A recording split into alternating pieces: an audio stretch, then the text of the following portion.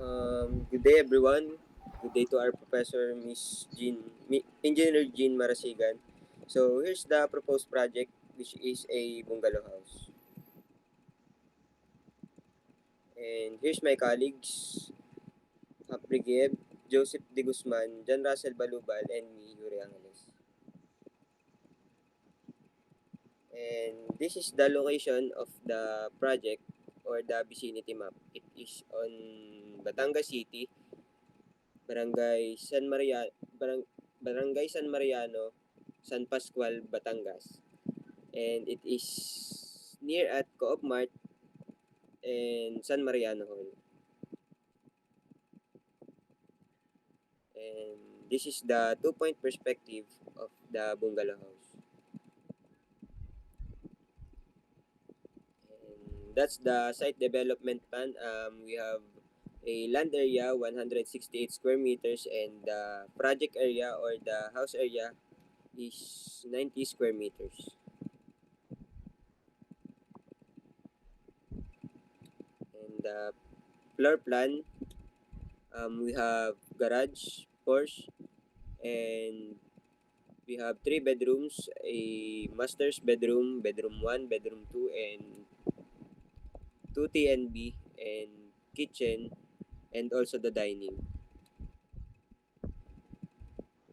Moving on, we are going to show you the four elevation parts of our house. The first one is the front elevation that shows the front part of our house. Next slide.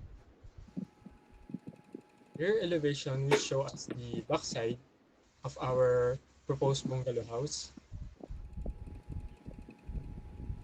The next one is the left elevation, which is obviously shows the left part or the left side of our house. And lastly, we have the right elevation that shows the right part or the right side of our bungalow house. The next part that we're going to show you is the cross-section views of our house. The first one is the transversal plan of our house and and the longitudinal plan. So the next one naman is foundation plan with 11 columns. So the next is details of column and footings. So the details of C1 plan with the size of width 800 millimeter and length is 800 millimeter and the depth is 300 millimeter. So the C1 font is 200 millimeter width and the length is 300 millimeter. So the next one is the roof plan with the dimension of 10 by 90 and 9 by 80, 9.80. So the roof beam schedule with the 225 millimeter, the depth is 250 millimeter. Detail of drawing of windows, tempered glass aluminum frame, sliding window with 3 sets. Location of 3 bedrooms. Sa awning windows, 2 sets in the restroom. And the next one is tempered glass aluminum frame sliding window, 1 set in the kitchen.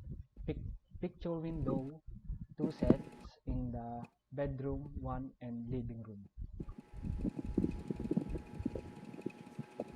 Detail of drawing of doors.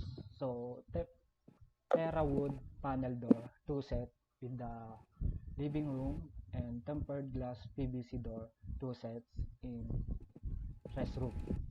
Mahogany panel door, 3 set in bedrooms.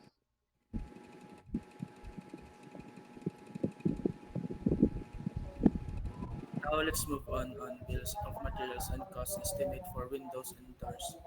Uh, we use three types of windows used in this proposed bungalow house. First one we use for tempered glass sliding window with the price of 4,637 pesos each. Two awning window with the price of 1,350 pesos each. Four picture window with the price of 7,000 pesos each. And we also use three types of panel door in this plan. Two Terawood panel door with the price of 6,200 pesos.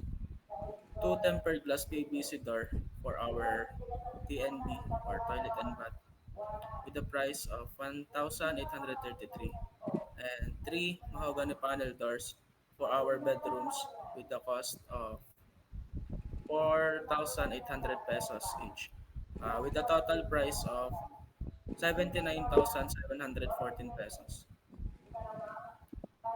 And this one is the list of activities with the total cost of 1,426,000. Next one is bill of materials.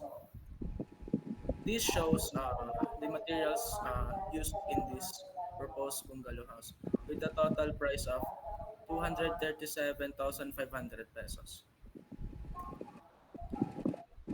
This slide shows the total cost of labor for our laborers. Uh, we have five skilled laborer and two unskilled laborer with a total of 60 days work.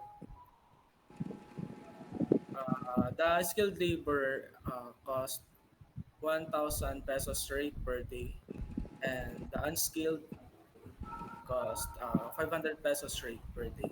And the total labor rate is 360,000. And the documentation of our